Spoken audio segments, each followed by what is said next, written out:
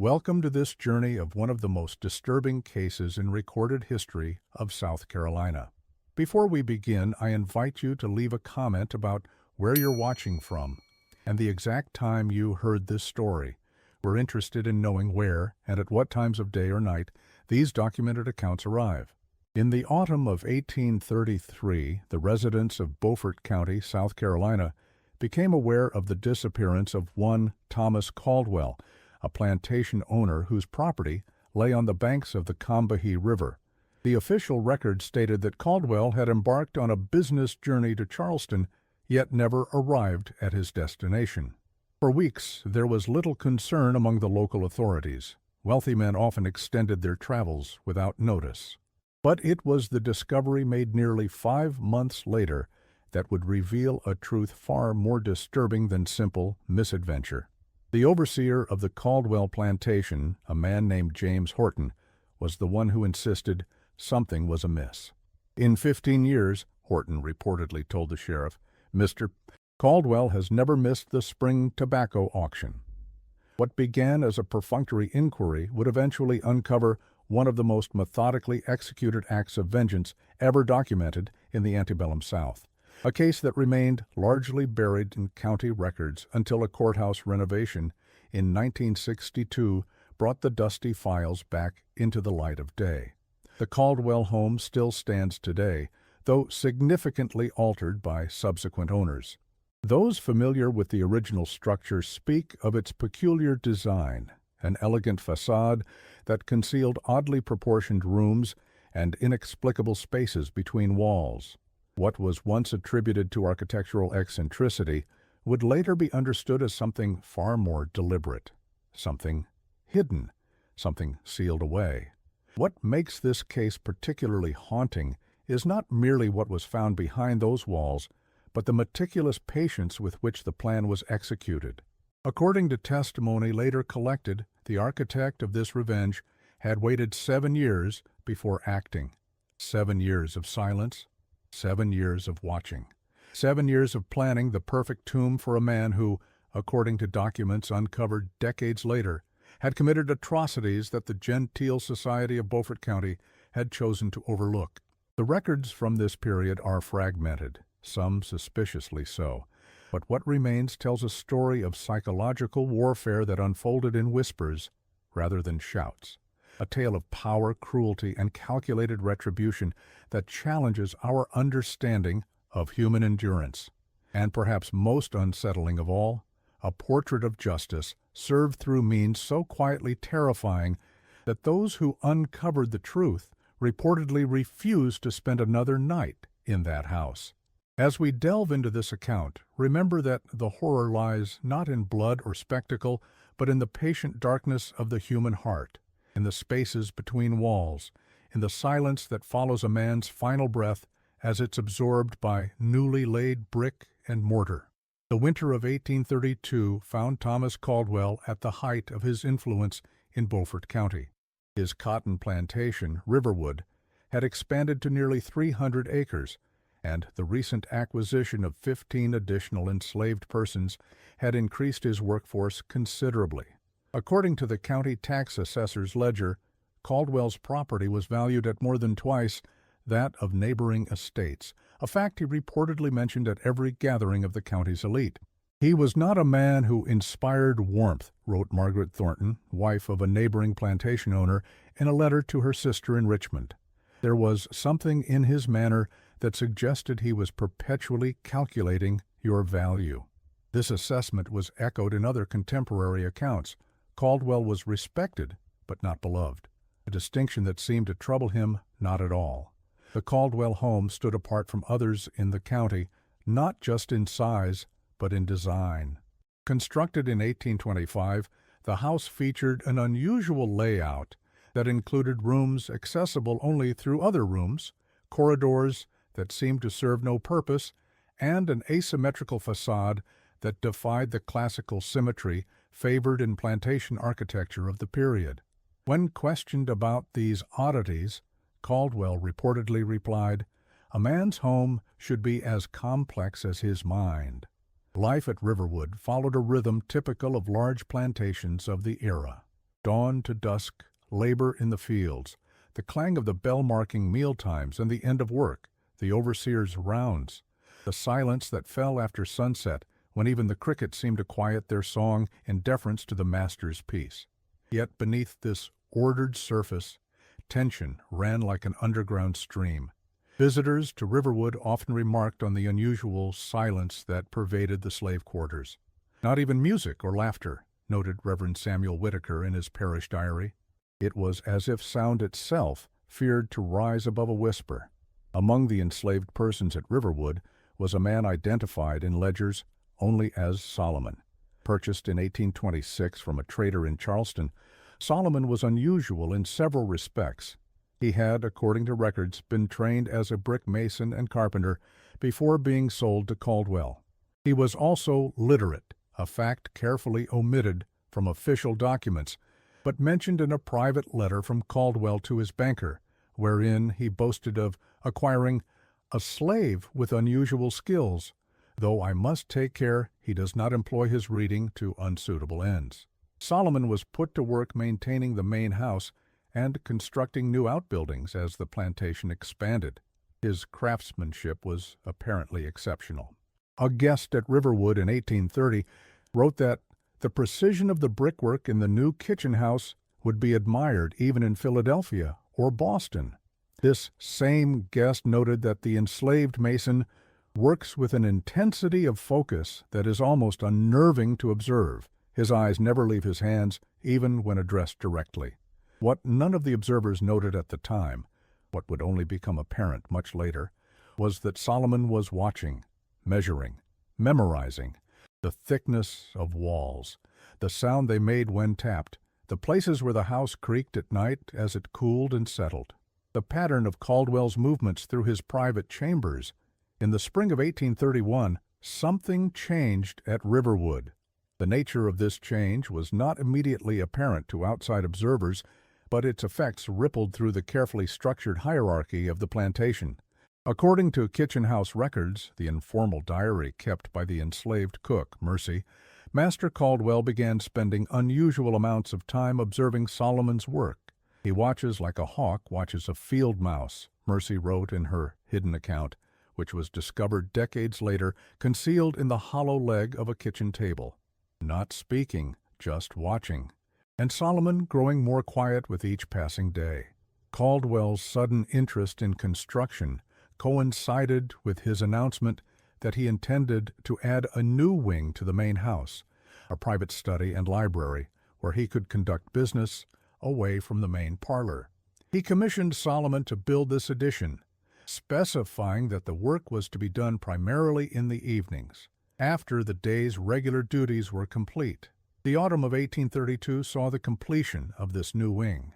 Its exterior matched the existing architecture, but the interior featured innovations unusual for the period: thicker than standard walls, a ceiling higher than those in the rest of the house, and windows positioned to catch the morning light, but shield the room from afternoon heat. Visitors commented on the room's excellent acoustics, how a whisper at one end could be clearly heard at the other.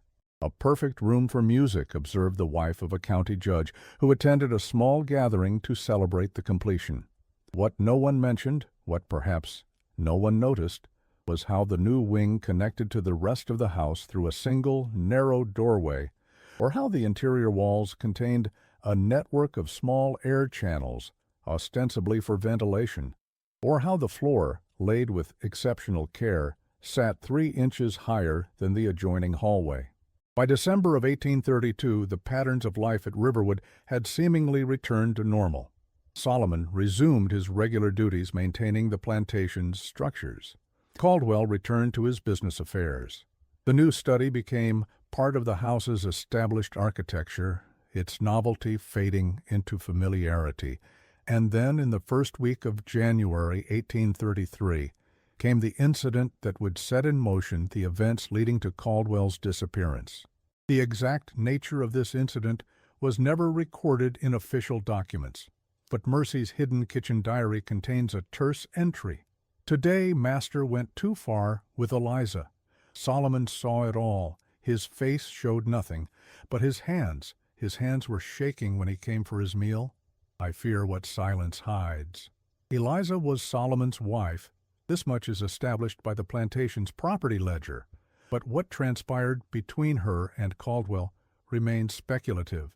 What is known is that 3 days after this incident, Eliza was sold to a trader bound for New Orleans. The transaction was recorded in Caldwell's ledger with a single line, female, age approx 24, sold for $600 to J. Wilson, January 10, 1833. Solomon's reaction to this separation was not recorded. According to Overseer James Horton's later testimony, the Mason continued his work as always. If anything, he became more dedicated, more precise. I recall thinking at the time that some men retreat into their labor when grief takes hold. What Horton did not realize, what no one at Riverwood seemed to understand, was that Solomon's increased focus on his work concealed the implementation of a plan 7 years in the making, a plan that would transform the elegant new study into something very different from what Caldwell had commissioned. The third week of February 1833 brought unusually heavy rains to Beaufort County. The Combahee River swelled beyond its banks, and low-lying fields became shallow lakes. At Riverwood, concern grew about possible damage to the foundations of outbuildings near the river. Caldwell instructed Solomon to inspect all structures and make necessary repairs. It was during this period of heightened activity and concern that Solomon apparently began the modifications to Caldwell's study. Leveraging the distraction caused by the flooding, he worked during the pre-dawn hours when the house was at its quietest. According to calculations made by investigators decades later, based on the amount of work accomplished, Solomon must have slept no more than 2 or 3 hours per night during this period. The nature of these modifications only became clear months later, but their purpose was singular, to transform the study into a space from which there would be no escape. The air channels in the walls were subtly altered. The single doorway was reinforced with an additional frame that could be removed and sealed seamlessly. The windows were modified to appear normal from the outside, but could be permanently secured from within the walls themselves. On February 27, 1833, Caldwell informed his household that he would be traveling to Charleston on business. He anticipated being away for approximately 2 weeks. This information comes from a letter he sent to his bank in Charleston indicating he would arrive to discuss a significant loan for expanding his holdings. The letter arrived, but Caldwell never did. The initial lack of concern about Caldwell's failure to appear in Charleston stemmed from the continuing bad weather. Roads were washed out in several places, and travel delays were common. It was assumed he had either postponed his journey or was delayed en route. Only when March turned to April did James Horton begin to express serious concern. A cursory investigation was launched by the county sheriff. Inquiries were made along the road to Charleston. Caldwell's business associates were contacted. No trace of the plantation owner was found. With no evidence of foul play, and Caldwell having no close family to press for answers, the investigation quickly lost momentum. By May, it had effectively ceased. Life at Riverwood continued under Horton's supervision. The spring planting was completed. The cotton began to grow. Solomon continued his maintenance of the plantation's structures, including regular cleaning and airing of the main house. If anyone noticed that the door to Caldwell's study remained closed, they made no mention of it. The room had always been the master's private domain, after all. As weeks stretched into months, a peculiar silence seemed to settle over Riverwood. Visitors were rare. Even Caldwell's regular business associates ceased calling at the plantation. It was as if the absence of the master had cast a pall over the property that none could name, but all could feel. According to Mercy's kitchen diary, it was in late June that the first unusual odors were noticed in the vicinity of Caldwell's study. A sweetness, like overripe fruit, she wrote. At first, only when the afternoon sun heated that side of the house. Then, always. When brought to Horton's attention, he reportedly attributed the smell to dead rodents in the walls, a common enough occurrence in old houses, particularly after flooding. Solomon was instructed to investigate. He spent several days examining the exterior walls around the study, removing sections of siding, ostensibly searching for the source of the odor. According to Horton's later testimony, Solomon reported finding evidence of water damage that would require extensive repairs that would necessitate sealing off that portion of the house until they could be properly undertaken. And so the study, with its sealed door and peculiar smell, was left undisturbed as summer progressed into fall. The odor gradually subsided, as such things do. The cotton was harvested. Life at Riverwood found a new rhythm in the continued absence of its master. It was not until July 1834, nearly 17 months after Caldwell's disappearance, that the truth began to emerge. The catalyst was a visit from William Caldwell, Thomas's younger brother and only living relative, who arrived from Boston upon finally learning of his brother's extended absence. Dissatisfied with Horton's explanations and suspicious of the management of the plantation in his brother's absence, William demanded a complete inspection of the property, including all rooms in the main house. When the sealed door to the study was forced open, those present were met not with the expected mustiness of a long-closed room, but with a space that appeared to have been recently occupied. A half-finished glass of brandy sat on the desk. Papers were arranged as if in the midst of being reviewed. A jacket hung over the back of a chair. Most disturbing of all, according to William Caldwell's written account, was the absolute stillness of the air. It was as if the room had been holding its breath for a year, he wrote, and when we entered, it finally exhaled. The subsequent investigation revealed the true nature of Solomon's modifications to the study.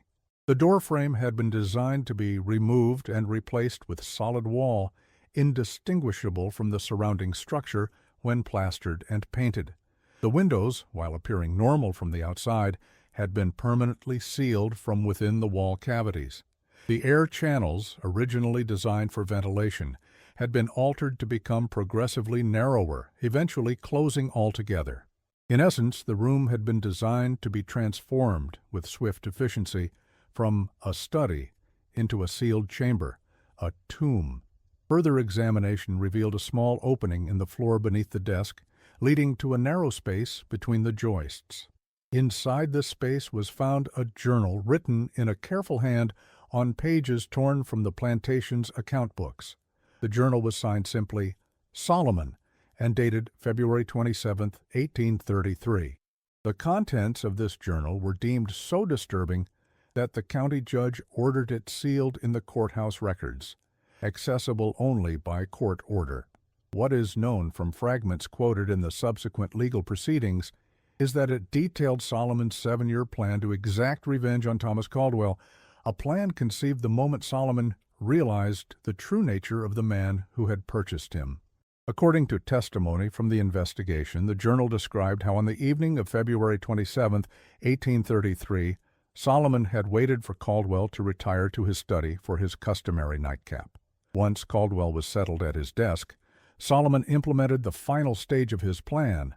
Working with a speed born of perfect preparation, he removed the doorframe and sealed the entrance with pre-fitted wooden panels, which he then plastered over. The modifications to the windows and air channels, already in place, ensured that no sound would escape and no air would enter, beyond what was initially present in the room. Calculations by a medical examiner engaged for the investigation estimated that the air in the sealed study would have remained breathable for approximately 3 days. The journal reportedly confirmed this timeline, with Solomon writing, 3 days of contemplation is more mercy than he showed to others. What became of Solomon after sealing Caldwell in his study remains largely unknown. The last entry in his journal, according to those who reviewed it, read simply, "The wall is complete. The debt is paid. I go now to find Eliza." Plantation records indicate that Solomon was reported as having run away on March 1, 1833, 3 days after Caldwell's disappearance. A standard notice was placed in the Charleston newspaper offering a reward for his capture, but no evidence suggests he was ever found. The remains discovered in Caldwell's study were identified by William Caldwell, based on a signet ring and pocket watch found among them. The official cause of death was recorded as suffocation. There was evidence suggesting that Thomas Caldwell had made desperate attempts to escape, fingernails broken to the quick, a letter opener bent from being used to try to pry between wall panels, furniture reduced to splinters, in what appeared to be a frantic effort to break through the floor. Perhaps most chilling of all was the discovery of a message scratched into the desktop with what appeared to be the broken tip of the letter opener. It read simply, "I understand now." What exactly Caldwell came to understand in his final days, alone in perfect silence, in a trap years in the making, remains a matter of speculation. The authorities of Beaufort County, uncomfortable with the implications of the case, were quick to close the investigation after Solomon was declared the sole perpetrator. The remains were quietly interred in the Caldwell family plot, and the plantation was sold by William Caldwell shortly thereafter. The house at Riverwood changed hands several times in the following decades. Subsequent owners reported no unusual occurrences, though few stayed longer than a few years. In 1862, during the Civil War, the house was used briefly as a Union Army field hospital. A surgeon's diary from this period notes that wounded soldiers refused to be placed in rooms on the east side of the house, the side where Caldwell's study had been located, claiming the air there felt thick as if it had already been breathed too many times. In 1889, the original structure was significantly modified by then-owner Frederick Hayes, who removed the east wing entirely and replaced it with a more modern addition.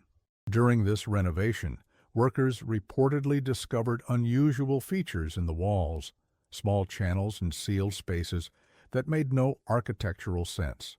Hayes dismissed these as the eccentricities of the original builder and ordered the workers to proceed with the demolition. The Riverwood property passed through several more owners before being purchased by the South Carolina Historical Society in 1950. Plans to restore the house to its original condition were abandoned after preliminary assessments revealed that too little of the original structure remained to make accurate restoration possible. Instead, the property was maintained as a typical example of later 19th century plantation architecture, with no mention in its historical plaques of the events of 1833. It was not until 1962, during renovations to the Beaufort County Courthouse, that a sealed records box was discovered in a forgotten storage room. Inside were the documents related to the Caldwell case, including affidavits, investigation notes, and a sealed envelope purported to contain Solomon's journal. The discovery prompted a brief revival of interest in the case among local historians, but the more disturbing aspects of the story were again downplayed in official accounts. Dr. Eleanor Pritchard, a historian who examined the documents in 1964, wrote, "What makes the Caldwell case so profoundly unsettling is not the method of murder, though that certainly is disturbing, but the patience behind it. To conceive such a plan and then wait 7 years for the perfect moment to execute it suggests a depth of resolve that is almost beyond comprehension. One wonders what transpired during those 7 years of silence, what daily indignities and horrors Solomon endured while meticulously designing his owner's tomb." The sealed envelope containing Solomon's journal was transferred to the State Archives in Columbia in 1965, where it reportedly remains to this day, its contents still restricted. Requests by researchers to access the document have been consistently denied, ostensibly due to the sensitive historical nature of its contents. In 1998, during an archaeological survey of the original Riverwood plantation grounds, researchers from the University of South Carolina uncovered the foundations of several outbuildings, including what appeared to be the remains of slave quarters. Among the artifacts recovered was a small metal box containing several folded papers. When carefully preserved and examined, these proved to be additional pages from Mercy's kitchen diary, dating from March and April of 1833. The most significant entry, dated March 3rd, reads, Solomon came to me before first light. He said nothing of master, though the house knows he is not truly gone to Charleston. Solomon asked for 3 days' food, which I gave him. His eyes were clear, like a man who has finished a long task. He said only this before leaving: "There are many kinds of chains, Mercy, and many kinds of freedom. I go now to find which kind waits for me." I do not expect to see him again in this world. No historical record confirms whether Solomon ever succeeded in locating Eliza in New Orleans. Given the challenges facing escaped enslaved persons in the antebellum South, the likelihood of such a reunion was tragically small. Yet the absence of any record of Solomon's capture or return suggests that he may have achieved at least a measure of the freedom he sought. The final chapter of this strange and disturbing history comes not from historical documents, but from the testimony of Alma Jenkins, an elderly woman interviewed by the Beaufort County Historical Society in 1972. Jenkins, then 93, claimed that her grandmother had been an enslaved person at a plantation neighboring Riverwood. According to family oral history passed down through generations, an enslaved brick mason who had escaped from a nearby plantation arrived at their quarters one night in early March of 1833. "My grandmother said he was a man with steady hands and sad eyes," Jenkins recalled in the recorded interview. "He stayed only long enough to rest and receive directions to the coast, where he hoped to find passage on a ship bound for New Orleans. Before leaving, he told my grandmother something she never forgot. He said, 'I have built many walls in my life, some to last, some to fall. But the strongest wall I ever built was the one between my face and my heart. Remember that when they look at you, they see only what you allow them to see.'" The fate of Thomas Caldwell's remains is better documented. After their discovery and identification in 1834, they were interred in the family plot at St. Helena's Episcopal Church in Beaufort. The grave marker, a simple stone bearing only his name, and the years of his birth and presumed death, can still be seen today, though time has worn the inscription to near illegibility. Few visitors to the historic churchyard pay it any particular attention. The house at Riverwood no longer stands. The last structure on the original plantation site was destroyed by fire in 1974, an electrical fault in aging wiring, according to the official report. The property is now part of a nature preserve, with nothing remaining of the original buildings except scattered brick foundations, mostly reclaimed by the encroaching forest. Yet something of the story persists in local memory. Some residents of Beaufort County still speak of Caldwell's punishment, not as a historical event, but as a metaphor for justice long delayed but ultimately served. Others refer to Solomon's patience when counseling restraint in the face of seemingly insurmountable obstacles. And visitors to the nature preserve that now encompasses the former Riverwood plantation occasionally report an unusual sensation when passing near the site where the house once stood, a heaviness to the air, as if it had already been breathed too many times. Park rangers dismiss such reports as the power of suggestion, combined with the naturally close atmosphere of the low country forest. Perhaps they are right. Or perhaps, in some ineffable way, the patience and planning that went into those walls, the walls that transformed from protection to prison in a single night, has left its mark on more than just historical records. Perhaps the truest memorial to both the enslaved architect and his enslaver is not stone or document, but the lingering disquiet that rises from the ground where Riverwood once stood, a persistent whisper that speaks of the terrible power of silence and of the many forms that justice may take when conventional avenues are closed. But the historical record contains yet another twist to this tale of patient vengeance. In 1868, a former Union soldier named Jonathan Mercer published his memoirs of the Civil War, including a brief but startling account of his time at Riverwood when it served as a field hospital. Mercer claimed to have encountered an elderly black man working as a gardener at a house in New Orleans in 1865, 2 years after the Emancipation Proclamation. "He spoke with unusual precision," Mercer wrote, and when I mentioned I had been stationed at a plantation called Riverwood in South Carolina, his hands paused in their work for just a moment. He asked me about the house, specifically about the east wing, and whether it still stood. When I told him it had been boarded up but remained intact, he nodded once, as if confirming something to himself. He then told me he had once been a mason on a plantation in South Carolina. Something in his manner, a kind of contained satisfaction, made me ask his name. "They called me Solomon there," he replied, "but I have another name now." Mercer's account cannot be independently verified, and historians have largely dismissed it as invention or confusion. Yet the possibility remains that Solomon not only escaped, but survived long enough to learn that his architectural revenge had succeeded, that the walls he built had served their purpose, and that Thomas Caldwell had indeed come to understand, in his final days, something of what it meant to be imprisoned with no hope of reprieve. In 1957, a historian named Marcus Holbrook attempted to trace Solomon's journey after his escape from Riverwood. Though largely unsuccessful, Holbrook did uncover a tantalizing detail in the port records of Charleston.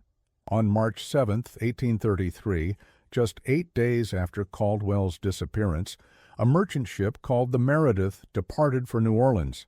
The ship's manifest lists among its crew a free Negro carpenter identified only as S.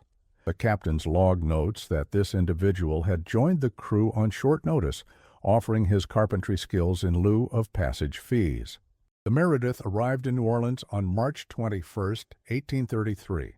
Port records indicate that all crew members continued with the ship when it departed 3 days later for Havana, all except the carpenter, who reportedly left the ship's service and remained in New Orleans. No further official record of this mysterious S has ever been found. If this was indeed Solomon, he vanishes from historical documentation at this point. Given the tenuous legal status of a formerly enslaved person in 1833 New Orleans, this absence of record is perhaps unsurprising. Those seeking to disappear often did so successfully in the crowded anonymity of urban centers. What became of Eliza is equally uncertain. Slave sale records in New Orleans during this period are incomplete, and many transactions went unrecorded altogether.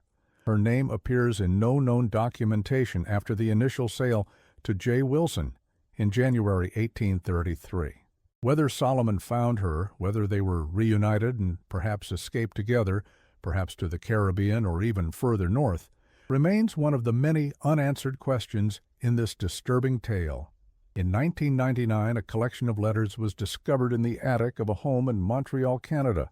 Among them was correspondence dating from the 1840s, written by a man identifying himself as Samuel Lambert, describing his life as a stonemason and builder. In one letter addressed to a friend in Boston, Lambert writes of his earlier life in the American South in terms that have led some researchers to speculate that he might have been Solomon. "I built many things in my former life," the letter states, "but nothing as significant as the final room I designed for a man who thought he owned me. The greatest satisfaction was not in the building, but in the knowing, in watching him enter willingly into the tomb I had prepared, never suspecting that the door would close behind him forever. Sometimes I still dream of those 3 days, and wonder what thoughts passed through his mind as the air grew thin. Did he come to understand the weight of what he had done to others? I built his ending into the very walls of his pride, and then I walked away to find my own beginning." The letter is signed simply S.L. and is dated April 17, 1844, more than a decade after the events at Riverwood. Whether this Samuel Lambert was indeed Solomon cannot be proven conclusively, but the parallels are striking. Montreal in the 1840s was known as a haven for escaped enslaved persons from the United States, its distance and different legal jurisdiction providing a measure of security unavailable closer to the border. The architectural precision of Solomon's revenge continues to fascinate and disturb those who study the case. Dr. Howard Reynolds, an architectural historian who examined the surviving plans of Riverwood in the 1980s, marveled at the technical sophistication involved. What Solomon designed, Reynolds wrote, was essentially a room that could transform from a normal study into a hermetically sealed chamber in a matter of hours. The air channels could be closed from within the walls themselves. The windows, while appearing normal from outside, could be permanently secured. The doorway could be replaced with a solid wall indistinguishable from the surrounding structure when plastered and painted.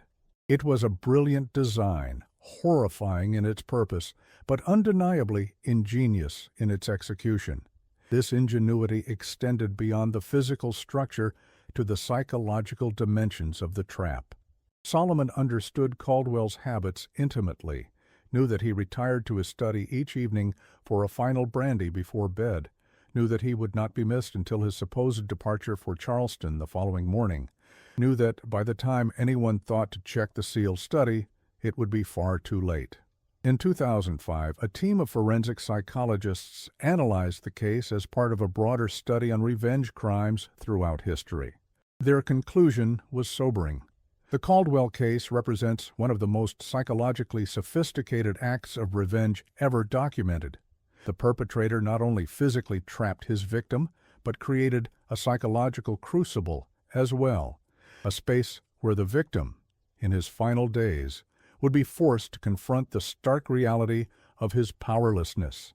The message scratched into the desk, "I understand now," suggests that this confrontation did indeed occur, that in his final hours, Thomas Caldwell experienced a terrible epiphany about the true nature of imprisonment and the suffering he had inflicted on others. The psychological aspects of the case are perhaps most evident in a detail mentioned in William Caldwell's written account of the discovery of his brother's remains. Among the debris in the sealed study was a small hand mirror, positioned on the desk in such a way that, when seated, Thomas Caldwell would have been able to see his own reflection. The mirror's glass was cracked in a spiderweb pattern, apparently from being struck repeatedly with the same letter opener used to scratch the final message into the desktop. Some historians have interpreted this detail as evidence of Caldwell's descent into madness during his final days. Others see a more deliberate symbolism in the placement of the mirror, a final twist of psychological torture in Solomon's elaborate revenge, forcing Caldwell to literally face himself as the air grew thin and his fate became undeniable. The legal aftermath of the case was predictably brief and one-sided. Once Solomon was identified as the perpetrator, the authorities of Beaufort County declared the matter closed. No consideration was given to the circumstances that might have driven him to such an elaborate act of vengeance. In the legal framework of 1834 South Carolina, Solomon's status as property, rather than person, rendered any such considerations irrelevant. William Caldwell, apparently disturbed by what he learned during his investigation, sold Riverwood within months of settling his brother's affairs. He returned to Boston and, according to city records, became an active supporter of abolitionist causes in the years that followed. Though he never publicly connected his advocacy to the events at Riverwood, private correspondence suggests he was profoundly affected by what he discovered about his brother's character and fate. "I came South believing I knew my brother," he wrote to a fellow abolitionist in 1838. "I departed, knowing I had never truly known him at all." What I discovered in that sealed room was not merely the physical evidence of his demise, but the moral corruption that had preceded and precipitated it. The method of his ending was horrific, yes, but no more horrific than the system he had embraced and perpetuated. The walls that imprisoned him in his final days were of his own making, long before his slave laid the first brick. As the decades passed and the direct memory of the events at Riverwood faded, the case gradually transformed from historical incident to local legend. By the early 20th century, the story had acquired supernatural elements entirely absent from the original accounts, tales of ghostly sounds emanating from the sealed East Wing, of Thomas Caldwell's spirit trapped eternally within the walls of his study, of Solomon's ghost returning annually on the anniversary of the ceiling to listen at the walls. These embellishments, while historically inaccurate, speak to the psychological power of the original tale, to the way it captures something fundamentally disturbing about the nature of patience, of vengeance long deferred but ultimately delivered. In stripping away these supernatural accretions and returning to the documented facts, we confront a reality more chilling than any ghost story, that a man could wait 7 years, building his revenge brick by brick, day by day, in plain sight of his intended victim. The true horror of the Caldwell case lies not in spectral manifestations, but in the terrible patience it represents, in the mask that Solomon wore for 7 years while designing the perfect trap for his enslaver. It lies in the walls that stood as ordinary architecture until, in a single night, they became a tomb. And perhaps most of all, it lies in that final message scratched into the desktop, "I understand now," a testament to the terrible clarity that comes when the powerless and the powerful exchange places, if only for 3 final suffocating days. In this sense, the story of Thomas Caldwell and Solomon transcends its specific historical context to speak to something universal about power, perception, and the capacity for human beings to conceal their true intentions beneath a carefully maintained facade. For 7 years, Caldwell saw in Solomon only what he expected to see, an enslaved craftsman, valuable for his skills but fundamentally defined by his status as property. What he failed to perceive behind Solomon's carefully maintained expression of compliance was the architect of his doom, methodically designing a perfect trap in plain sight. It is this aspect of the tale that continues to resonate with those who study it today, the reminder that history's quietest moments often conceal its most profound reckonings, and that walls, whether physical or metaphorical, serve different purposes depending on which side of them you stand, and whether the door remains open or has been sealed shut with the silent precision of a master craftsman's hand. Perhaps the most curious aspect of the Riverwood case is how it illuminates the nature of true fear. Thomas Caldwell, as a wealthy white plantation owner in antebellum South Carolina, would have considered himself largely immune to the physical dangers that threatened those of lower status. Yet in his final days, sealed in a space of his own commission, he experienced a form of terror that transcended mere physical distress, the psychological horror of complete powerlessness, of being entombed alive in a prison designed with such meticulous care that escape was impossible. The scratches found on the interior walls of the study, some reaching nearly 6 feet high, suggest that Caldwell spent his final hours in increasingly desperate attempts to escape his confinement. According to forensic analysis conducted in the 1960s on photographs of the scene, the pattern of these scratches indicates a progression from methodical testing of potential weak points to frantic, disorganized clawing, the physical manifestation of a mind moving from calculated problem-solving to primal panic. One particularly haunting detail emerged from William Caldwell's written account. Near the sealed doorway, at approximately eye level, a single word had been scratched into the plaster. Solomon? The question mark is significant, suggesting that Thomas Caldwell had, in his final hours, begun to understand the true architect of his imprisonment. Perhaps more telling still is what wasn't found in the room. No written plea for mercy, no desperate promises of redemption or compensation. Only that single question and the final declaration scratched into the desktop. I understand now. The psychological sophistication of Solomon's revenge extends beyond the mere act of entrapment. Consider the calculated mercy, or perhaps the deliberate cruelty, of allowing Caldwell 3 days of air, not so brief as to grant him a quick death, not so long as to nurture false hope of rescue, just enough time for contemplation, just enough time for understanding to dawn. In 1978, Dr. Josephine Barrett, a historian specializing in plantation architecture, published a paper analyzing the modifications Solomon made to Caldwell's study. Her conclusion was that the room had been designed with acoustics that would amplify the sounds of struggle within while preventing those same sounds from traveling beyond the walls. It was, Barrett wrote, a room designed to hear itself scream. This acoustic isolation was achieved through a system of baffles within the wall cavities, structures that would dampen sound waves traveling outward while reflecting those within the room back into the space. Similar techniques were sometimes used in music rooms of the period to enhance acoustic performance, but never with such specific directional intent. Solomon had, in essence, created a space where Caldwell would hear the full measure of his own desperation, while those outside would hear nothing at all. The physical evidence suggests that Caldwell made at least 3 distinct attempts to escape his confinement. First, he apparently tried to dismantle the desk and use its components to break through the floor. Splinters of mahogany were found embedded in the floorboards, and the desktop itself was cracked along its central seam. Next, he attempted to access the chimney flue, though this had been sealed with brick and mortar during the study's construction. Finally, he seems to have focused his efforts on the doorway, perhaps recognizing it as the most recent modification to the room. It was this last effort that came closest to success.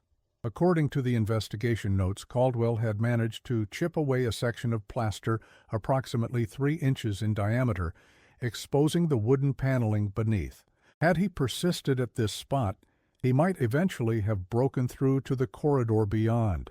However, the pattern of plaster removal suggests that he abandoned this promising start to begin a new attempt several feet away, perhaps due to exhaustion, confusion, or the increasingly desperate thoughts of a mind beginning to suffer from oxygen deprivation. The medical examiner's report speculated that as the air in the room grew stale, Caldwell would have experienced progressively severe symptoms, headache and dizziness, giving way to confusion and impaired judgment, eventually followed by loss of consciousness. These symptoms might explain the increasingly erratic pattern of escape attempts visible in the physical evidence. The report concluded that death would have occurred within 72 to 96 hours of the room being sealed, with the final hours marked by unconsciousness rather than active suffering.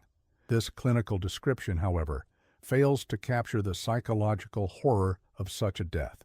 To be slowly suffocated in a space of one's own design, to realize too late the nature of the trap, to understand in those final hours that the man you considered mere property had orchestrated your demise with a patience and precision that you, in your privileged blindness, had never thought possible. This is a terror that transcends mere physical pain. In 2010, a previously undiscovered letter from William Caldwell to his wife in Boston shed additional light on his reaction to the discovery of his brother's fate. "What troubles my sleep," he wrote, "is not merely the manner of Thomas's death, but the recognition that he might, in those final days, have come to understand something essential about the system he had so comfortably inhabited." The words scratched into his desk, "I understand now," haunt me more than any ghost could. What did he understand? That he had been imprisoned as he had imprisoned others?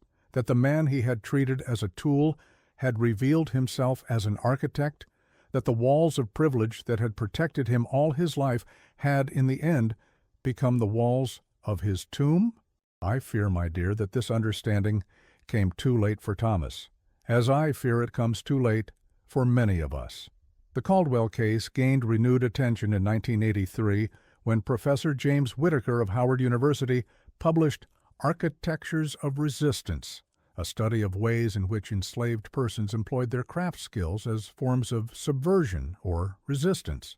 Whittaker's analysis of Solomon's work at Riverwood positioned it as perhaps the most extreme example of what he termed subversive construction, the practice of building in ways that subtly undermined or challenged the power structures imposed by enslavers. What makes Solomon's case extraordinary, Whittaker wrote, is not just the lethal outcome of his architectural subversion, but the long-term planning it required. For 7 years, he worked within the system, maintaining the appearance of compliance while literally building the means of his revenge. He understood the architecture of power better than his enslaver did, understood that Caldwell's sense of security was itself a construction that could be modified, just as walls and windows could be. Whitaker's papers sparked controversy among historians, some of whom argued that portraying Solomon's actions as a form of resistance rather than murder romanticized what was, in the end, a calculated act of homicide.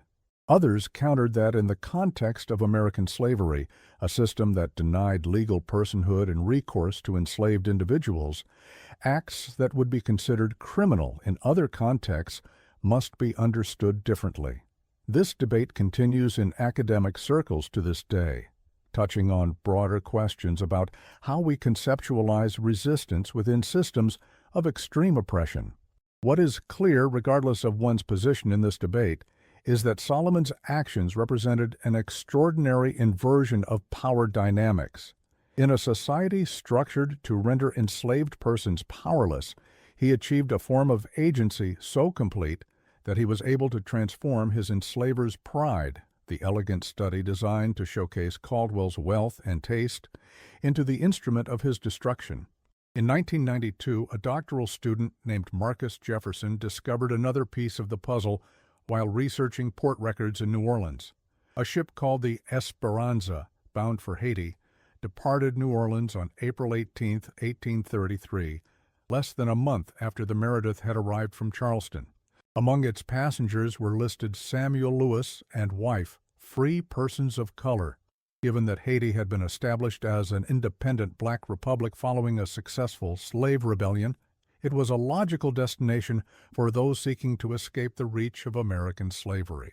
While there is no definitive proof that Samuel Lewis was Solomon, the timing is suggestive. If Solomon had indeed reached New Orleans by March 21st on the Meredith, he would have had nearly a month to search for Eliza before potentially securing passage to Haiti. The name Lewis, perhaps chosen as a subtle reference to the freedom of being less enslaved, would have been an appropriate choice for a man reinventing himself beyond the reach of his former identity. The Haitian records from this period are fragmentary, but an 1850 census from the town of Jérémie includes a listing for a Samuel Lewis, Mason, and his wife Eliza Lewis. Their ages, as recorded in the census, would align with what is known of Solomon and Eliza from the Riverwood records.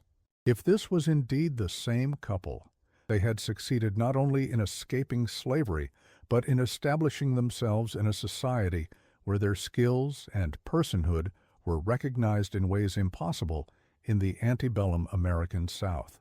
This possibility, that Solomon and Eliza might have found freedom and a new life together, adds a dimension of potential triumph to what would otherwise be merely a tale of revenge. It suggests that Solomon's plan encompassed not just the destruction of his enslaver, but the construction of his own liberation. That the same patient calculation that went into designing Caldwell's tomb also went into designing his own escape. In 2001, the Beaufort County Historical Society commissioned a digital reconstruction of Riverwood, as it would have appeared in 1833, based on surviving architectural plans and archaeological evidence. The resulting model allowed virtual exploration of the plantation house, including the fateful study. What emerged most clearly from this reconstruction was how ordinary the room would have appeared to casual observers, how the deadly modifications were concealed within standard architectural elements. The air channels, for instance, were disguised as decorative moldings. The reinforced doorframe appeared identical to others throughout the house. The window mechanisms that allowed them to be permanently sealed from within the walls were hidden behind conventional shutters and drapery. It was, in essence, a deadly trap disguised as a genteel space, much as the institution of slavery itself often disguised its brutality beneath a veneer of paternalistic rhetoric and refined manners. This juxtaposition of gentility and horror is a recurring theme in analyses of the Riverwood case. Thomas Caldwell was, by all accounts, a man who considered himself civilized, who hosted musical evenings in his parlor, who collected leather-bound volumes for his library, who corresponded with business associates in carefully composed letters. Yet this same man participated in and profited from a system of human bondage, treating people as property to be bought, sold, and exploited. Solomon's revenge, then, can be understood as forcing Caldwell to confront this contradiction, to experience directly the horror that lay beneath the surface of his civilized life. By transforming the study from a space of comfort to one of confinement, Solomon made literal the hidden violence of the social order Caldwell represented. The walls that had previously symbolized Caldwell's wealth and status became, in their final configuration, the physical manifestation of the constraints he had imposed on others. In this light, the message scratched into the desktop takes on additional significance. "I understand now" suggests not just Caldwell's recognition of his immediate predicament, but perhaps a deeper realization about the nature of the system he had upheld, a system that depended on walls, both literal and metaphorical, to maintain its power structures. In his final days, trapped within walls built by a man he had considered merely a tool of his will, perhaps Thomas Caldwell finally glimpsed the fundamental injustice of a society built on such constraints. The Caldwell case has been the subject of numerous academic papers, historical novels, and even a stage play titled The Mason's Revenge, which premiered at the South Carolina Theater Festival in 2008. What continues to fascinate across these various treatments is not just the macabre details of the murder itself, but the profound psychological dimensions of the case, the way it illuminates questions of power, perception, and the human capacity for both patience and cruelty. For modern audiences, the story often serves as a stark reminder of the horrors of American slavery, a system so fundamentally unjust that it could produce acts of calculated vengeance like Solomon's. Yet it also speaks to something more universal about human nature, our capacity to see only what we expect to see, to mistake compliance for contentment, to remain blind to the inner lives of those we deem beneath our consideration. Thomas Caldwell saw in Solomon only what his cultural context prepared him to see, an enslaved craftsman valuable for his skills, but fundamentally defined by his status as property. What he failed to perceive behind Solomon's carefully maintained expression of compliance was the architect of his doom, methodically designing a perfect trap in plain sight. It is this aspect of the tale that continues to resonate with those who study it today, the reminder that history's quietest moments often conceal its most profound reckonings, and that walls, whether physical or metaphorical, serve different purposes depending on which side of them you stand, and whether the door remains open or has been sealed shut with the silent precision of a master craftsman's hand. In 2015, a previously unknown diary was discovered during the renovation of an old house in New Orleans. The diary, written in a careful hand, belonged to a woman identified only as E.L. and contained entries dating from 1835 to 1842. While the writer never explicitly identifies herself as the former Eliza from Riverwood, certain details strongly suggest this connection. "Today marks 2 years since we arrived on these shores," reads an entry from April 1835. S. has established himself as a builder of some repute, and we have a small home that is truly our own. Sometimes at night he still wakes with a start, as if hearing the sounds of chains, and sometimes I find him staring at the walls of our bedroom, running his hands along the seams where timber meets plaster, as if checking that they remain solid. But these moments grow less frequent with time. We are building new memories to replace those we left behind in that place whose name we no longer speak. Later entries describe the birth of a son, the growth of S.'s masonry business, and the gradual establishment of connections within the free black community of New Orleans. The final entry, dated February 27, 1842, exactly 9 years after the sealing of Caldwell's study, reads simply, "Today we observed our private anniversary. S. built a small fire in the garden, and burned a scrap of paper on which he had drawn the layout of a room. He said it was the final release, that now he could truly say he was free, not just in body, but in mind. If this diary does indeed belong to Eliza, it provides a rare glimpse into the aftermath of Solomon's revenge, suggesting that he not only escaped, but managed to build a new life, one in which the architectural skills that had once been exploited by his enslaver became the foundation of his freedom. It suggests, too, that the psychological consequences of his actions remained with him long after the physical act was complete, that the walls he had built at Riverwood cast shadows that took years to dispel.